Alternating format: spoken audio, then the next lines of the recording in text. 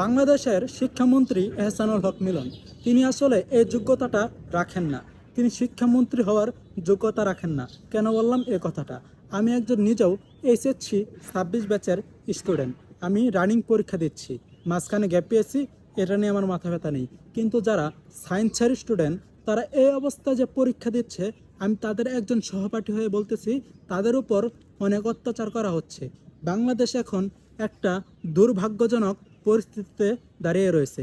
এই সময়ে ঘর থেকে বের হওয়া যাচ্ছে না, গাড়ি ঘোড়া চলাফেরা করা যাচ্ছে না, কোনো রকমের সুবিধা নেই পরীক্ষা দেওয়ার জন্য এবং পরীক্ষার হলে যাওয়ার জন্য।